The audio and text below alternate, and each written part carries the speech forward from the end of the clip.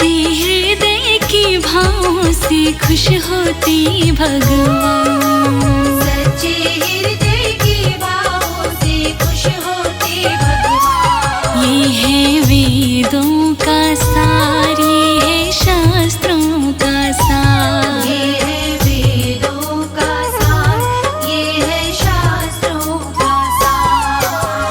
गंगा सागर रोज नहाओ चाहे लुटाओ दान। गंगा सागर रोज नहाओ चाहे लुटाओ दान। प्रेम पाश में बंध कर दौड़े आते हैं भगवान। प्रेम पाश में बंध कर दौड़े आते हैं भगवान। ये है वेदों का सार, ये है शास्त्रों का सार। ये है वेदों का सार, ये है शास्त्रों का सार।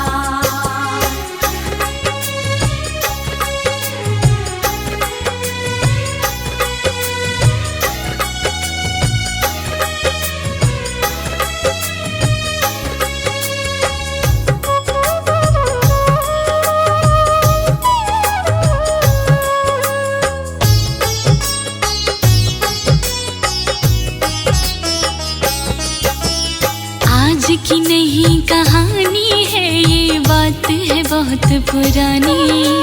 ग्वाला की भावों पे रीझे ठाकुर और ठकुरानी।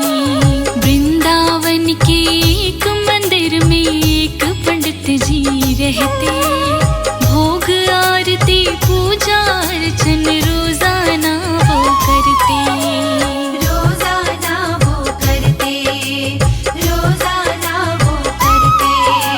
बनी हुई थी उस मंदिर में छोटी सी गौशाला। गौ बछड़ों की सेवा करने रहता था एक ग्वाला। रोज सवेरे जंगल में वो गाय चराने जाता। शाम ढले वो गौ हाँक कर मंदिर वापस आता। मंदिर वापस आता, मंदिर वापस आता। ठाकुर जी की पूजा पाठ से था ग्वाला अनजान। ठाकुर जी की पूजा पाठ से था ग्वाला अनजान। सच्चे हृदय की भावों से खुश होते भगवान। सच्चे हृदय की भावों से खुश होते भगवान। ये है वेदों का सार, ये है शास्त्रों का सार। ये है वेदों का सार, ये है शास्त्रों का सार।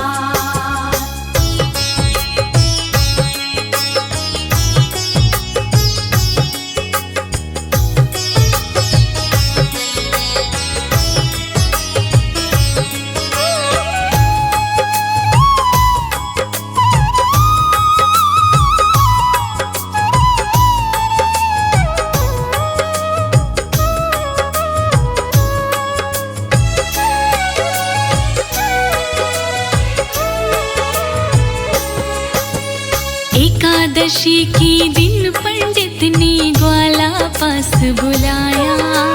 बड़े प्रेम से एकादशी का महात्म्य उसे बतलाया। पाव भर आलू पाव भर आटा उसके हाथ थमाया। एकादशी का व्रत रखना है भली भांति समझाया। भली भांति समझाया, भली भांति समझाया। जंगल में जाकर ग्वाला ने गैया चरने छोड़ी। फिर बागों में जाकर उसने सूखी लकड़ी तोड़ी। इधर उधर से गौ माता के कंडे लिए पुराने। आग जला के ठाकुर जी का लग गया भोग बनाने। लग गया भोग बनाने, लग गया भोग बनाने। चार बनाए मोटे टिक्कर जंगल के दरमियान। चार बनाए मोटे टिक्कर जंगल के दरमियान। भाव से खुश होते भगवान। सच्चे हृदय के भावों से खुश होते भगवान। ये है वेदों का सार, ये है शास्त्रों का सार। ये है वेदों का सार, ये है शास्त्रों का सार।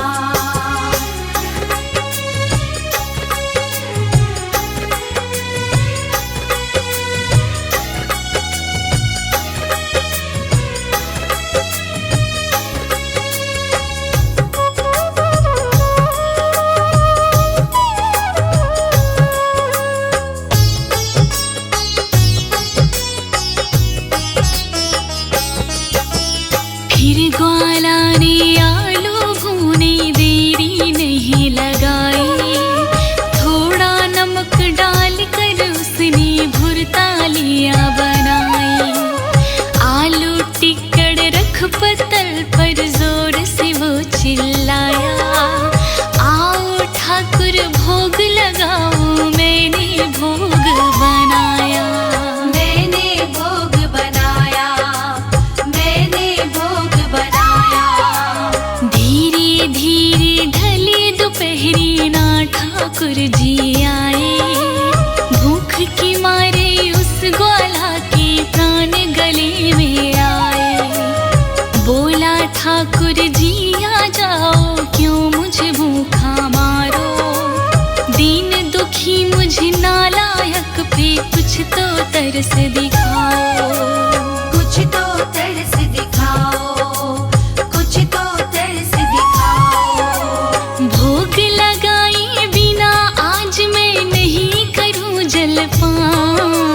भोग लगाए बिना आज मैं नहीं करूं जलपान। सच्चे हृदय के भाव से खुश होते भगवान।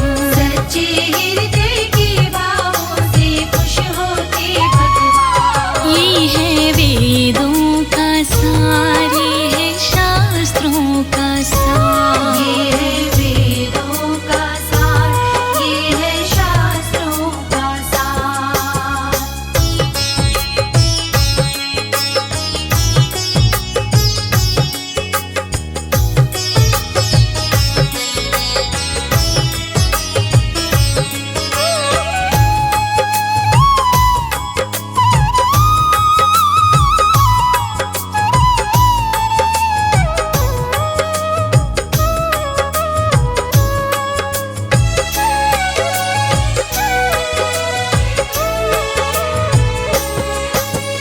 ठाकुर जी के इंतजार में ग्वाला राह निहारे।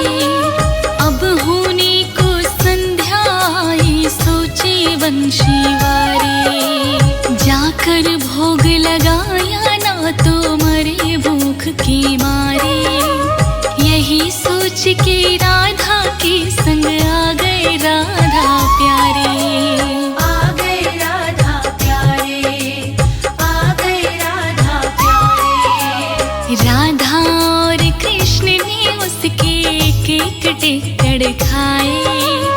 अपनी दर्श दिखा ग्वाला को, वापस धाम को आए। ठाकुर जी के दर्शन पाकर ग्वाला मन हर्षाया। बाकी दोनों टिक्कड़ खाकर पेट पे हाथ फिराया। पेट पे हाथ फिराया, पेट पे हाथ फिराया।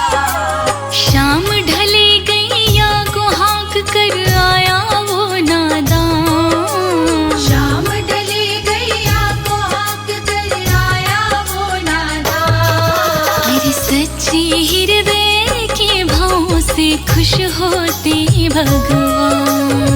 सच्चे हृदय के भावों से खुश होते भगवान। ये है वेदों का सार, ये है शास्त्रों का सार। ये है वेदों का सार, ये है शास्त्रों का सार।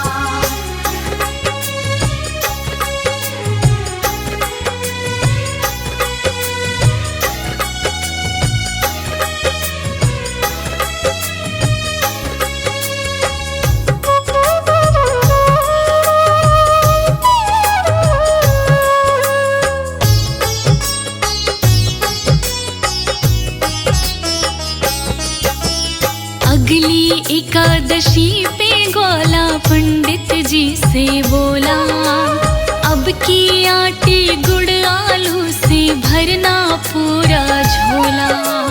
पिछली एकादशी के दिन तो राशन रह गया था थोड़ा, 2 टिक्कर ठाकुर खा गए, भूख ने मुझे झिझोड़ा।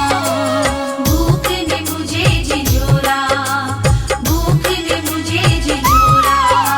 मैं पेटू हूँ, भूखा रहने की नहीं मेरी आदत, इसीलिए राशन की पूरी कर दो मेरी शिकायत।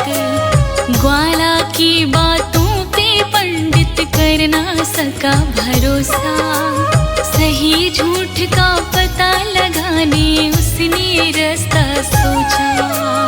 उसने रास्ता सोचा, उसने रास्ता सोचा। दुगना करके दे दिया उसने ग्वाला को सामान, दुगना करके दे दिया उसने ग्वाला को सामान। सच्चे हृदय के भाव से खुश होते भगवान, सच्चे हृदय के भावों से खुश होते भगवान। ये है वेदों का सार, ये है शास्त्रों का सार। ये है वेदों का सार, ये है शास्त्रों का सार।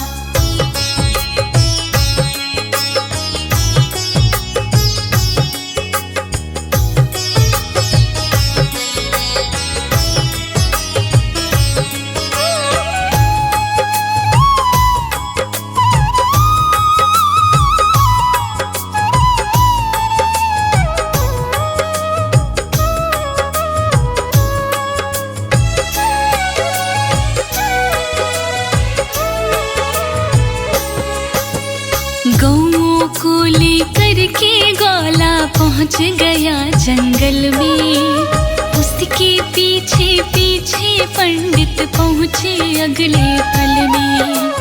छिप कर बैठे एक झाड़ी में सच का पता लगाने, उधर में ग्वाला सच्चे मन से लग गया भोग बनाने। लग गया भोग बनाने, लग गया भोग बनाने। लकड़ी कंडा लाया बीन के देरी नहीं लगाई, एक जगह पर गौ गोबर से उसने करीली पाई। आग जला के आलू भूने सेक लिए सब टिक्कर, बड़े प्रेम से भोग बना के झट से लगाए पत्थर। झट से लगाए पत्थर, झट से लगाए पत्थर। बोला भोग लगाने ठाकुर दयानी धाम, बोला भोग लगाने ठाकुर दयानी धाम। सच्चे हृदय के भाव से खुश होते भगवान, सच्चे हृदय के भावों से खुश होते भगवान। ये है वेदों का सार, ये है शास्त्रों का सार। ये है वेदों का सार, ये है शास्त्रों का सार।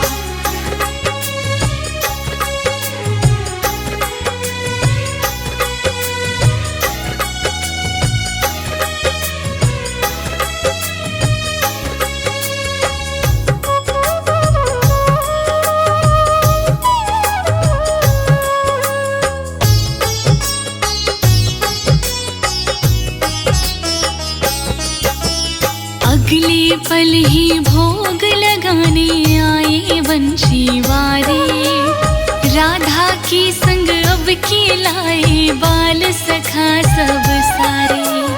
ग्वाला की सच्ची भक्ति पेरी जय जग के कृपालु, राधा और सखाओं के संग खा रहे टिक्कर आलू। खा रहे टिक्कर आलू, खा रहे टिक्कर आलू। देख नजारा झाड़ी में से पंडित दौड़ के आया, शीश झुकाया। फिर ग्वाला को पंडित जी ने अपने गले लगाया। तेरी वजह से ठाकुर जी का मैंने दर्शन पाया।